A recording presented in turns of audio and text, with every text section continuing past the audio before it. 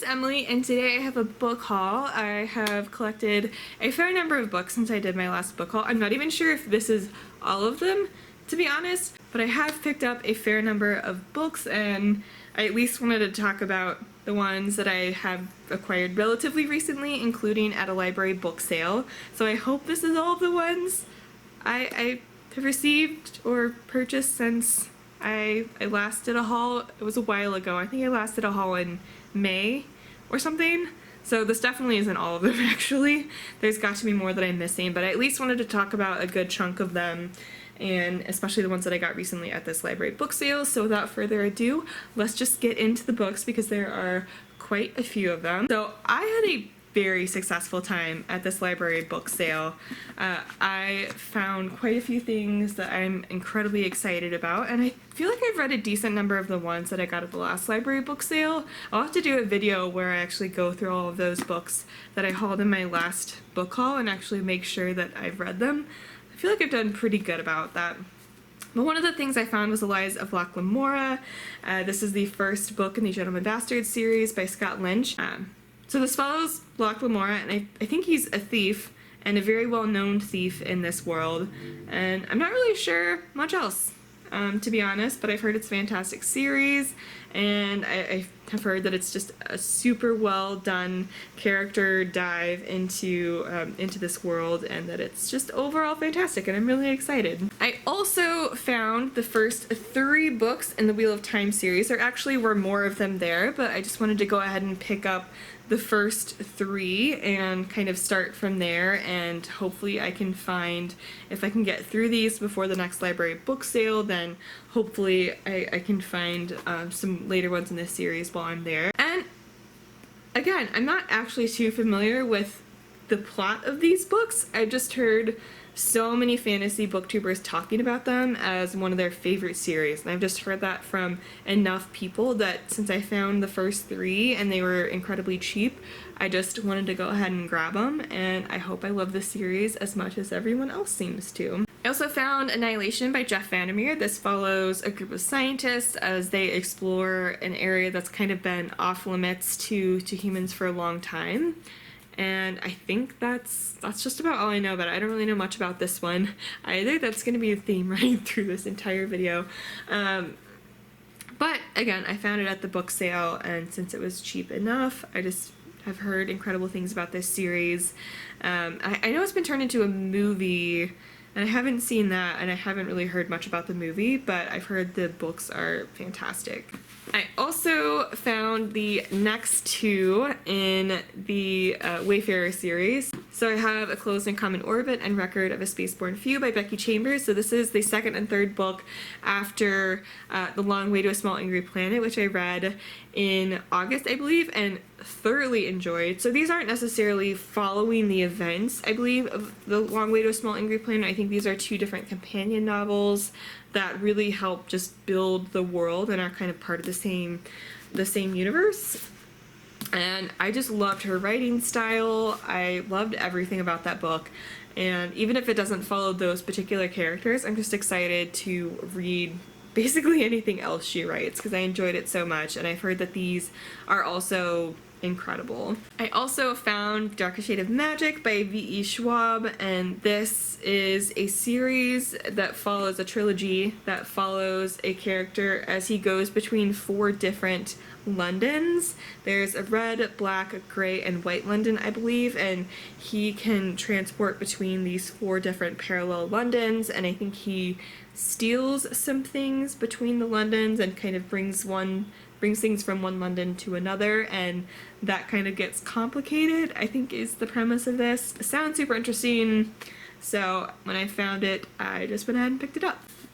I also could not resist, even though it's the second in the series, I could not resist picking up Kingdom of Copper by S.A. Chakravorty. I've been wanting to read the first one in this series, which is City of Brass.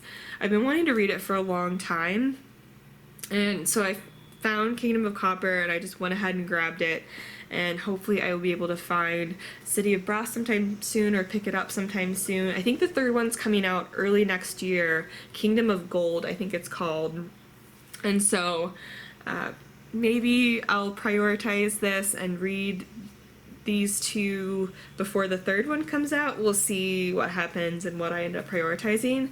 But this just sounds like such an incredible series. It's an Arabian-inspired fantasy series that involves genies, and I don't know, it just sounds so cool. And I didn't realize until I got home that this is actually the arc of Kingdom of Copper. And so, yeah, hopefully there wasn't much that changed between the arc and the final publication. But I just saw it and just knew that I had to have it because I've been wanting to pick up this series for so long. Speaking of first of a series, I also found Illuminated by J. Kristoff and Amy Kaufman. This is a trilogy. It's a YA science fiction trilogy. So it's a super unique format. It kind of is told in different interviews and files and just communications and drawings and stuff. So it's a super interesting format. And I've also heard that it's fun to listen to the audiobook while physically reading it to kind of get, it's a full cast audiobook and a super immersive experience is what I've heard. So that's what I think I'm gonna do is get the audiobook and physically read it while I'm doing that. And it follows a couple of people who are separated as, I don't know if they're already in space and their spaceship is attacked and they need to kind of escape, and they escape to two different ships after either their home planet or wherever they are is attacked. And so it's them trying to keep in touch about what's going on and figure out what the attack was, and I don't know. I've just heard it's really cool, so I grabbed it once I saw it. I also picked up The Night Circus by Erin Morgenstern. The Starless Sea is coming out very soon, and that's another thing that I might treat myself to when it comes out on November 5th because it sounds so cool, but I actually haven't read The Night Circus, and so I have no idea if I like her writing style. This is the only other book that she's published, and I've heard it's just a super unique story that you either love or really don't connect with and don't like. So we'll see where I land. Another one of my friends actually also recently picked this up. It's the same friend that I got a copy of The 7.5 Deaths of Evelyn Cardcastle, and we kind of read it around the same time recently, and we haven't fully talked about it yet, so next time we meet up we're gonna talk about that book. But she also recently picked this one up, so I'm hoping that I can pick this up whenever she does, and that can be another book that we talk about together. Yeah, the only thing I know is that this follows a night circus that travels around. I honestly really don't know much about the plot of this, but we'll see where I land, and we'll see if it's either something that really, really connects with me, or if it's just something I don't particularly like the writing style of. Again, I just heard it's super unique, and if I like The Starless Sea, then I'll be especially excited to pick this up. I'll probably read The Starless Sea before I read this one though, just because the plot of The Starless Sea sounds right up my alley. So I'll probably pick that one up first and then pick this one up eventually. I also got a non-fiction environmental book called The Grid. I believe this was published a few years ago, but still gives some really good information and background on the grid and how that's gonna play a key role in our energy future and getting to renewable energy. And so yeah, I've heard good things about this one in the environmental community and in the climate community. So I've actually recently donated a few of my environmental nonfiction books that are older that I never read. As much as I wanted to read them at the time I got them, I just know that there are going to be so many other books that are more recent and can give me at least more up-to-date information that I want to read. And so I've donated some of them, and I'm trying to build up my collection of recent environmental books that I can get through. So this is one that's at least relatively recently published that can replace some of the ones that I've donated recently, because I will just be much more excited to pick up recent books about climate change. As interesting as the older ones are, I just know there's so much more going on since those were published that it's not that they aren't worth my time reading, but if I can devote my time to reading one, I just want to go ahead and read a more current one. So I also picked up Armada from Ernest Cline, who also wrote Ready Player One. I actually recently read this and actually just before filming this, filmed my review, my wrap-up, my mid-October wrap-up, and so that was on this. So if you want more thoughts on this one, then whenever I post that, be sure to watch that one as well. But this follows Zach Lightman, and he loves this game called Armada, and he realizes one day when a ship exactly like the ones that he uses in Armada lands in front of his school and asks him to come aboard, he realizes that the games that he likes to play are potentially training the human race to fight enemies that they don't know about. I also found The Gentleman's Guide to Vice and Virtue by Mackenzie Lee, and I've heard this is just a precious story. It's a historical story that follows our main character, who I guess is traveling around, I think it's set in like the 1800s or something, and I don't remember if he's not royalty, but his parents are kind of politically powerful, I think, and he's expected to kind of follow suit with their lifestyle, and he's kind of rebelling, and they send him traveling around, and one of the people who goes with him is a guy that he's actually, one of his good friends that he's actually in love with, and I think it's him coming to terms with being in love with another guy, and I've heard it's just a precious romance. Anyway, I was intrigued, so picked it up when I saw it at the library book sale. Finally, I also saw Aristotle and Dante Discover the Secrets of the Universe, and I think this is just a story about two friends and their friendship and their bond as they just kind of go on different adventures, I think. The audiobook is narrated by Lin-Manuel Miranda, so I might also listen to this on audio. I'll figure that one out. But I've heard this is a precious story about friendship, and I just need more stories about friendship in my life, and so, yeah. So those are the ones that I found at the library book sale. I also have acquired a few recently that were just treat myself books.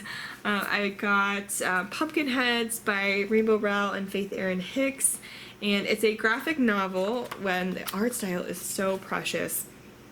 And it follows two friends who work at a pumpkin patch every year in the fall, and it's their senior year of high school, so this is the last time they'll be working in this pumpkin patch, but they consider themselves kind of seasonal best friends, and it's the story of their last day of their last year working at this pumpkin patch. And I heard it's just perfect for fall and perfect for this time of year. I might just read it on Halloween. Maybe, I don't know, it's going to be easy enough and quick enough to get through, but I'll definitely read it soon, and maybe this is something that I just want to reread during the fall to kind of get me in the fall spirit.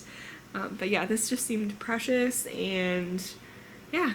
I also treated myself to On a Sunbeam by Tilly Walden. This is also a graphic novel with a really cool art style, very different art style than Pumpkin has, but a really cool art style, and it's set in space, and I think follows two women who fall in love, and I think it jumps around to different time periods, but I think it's all set in space, and it follows these two women as they fall in love, and I've heard it is absolutely amazing, and I've heard nothing but incredible things about this one. And it's also blurbed by the guy who did Saga and Paper Girls, and so that should be fun. Another nonfiction environmental one that I picked up is On Fire, the Burning Case for a Green New Deal by Naomi Klein. I have not read her other book that she came out with relatively recently. I think it was a couple years ago, maybe a few years ago, on climate change and capitalism. I have not read that one, and that's another one that I want to read. But I definitely wanted to pick up her most recent book about climate change.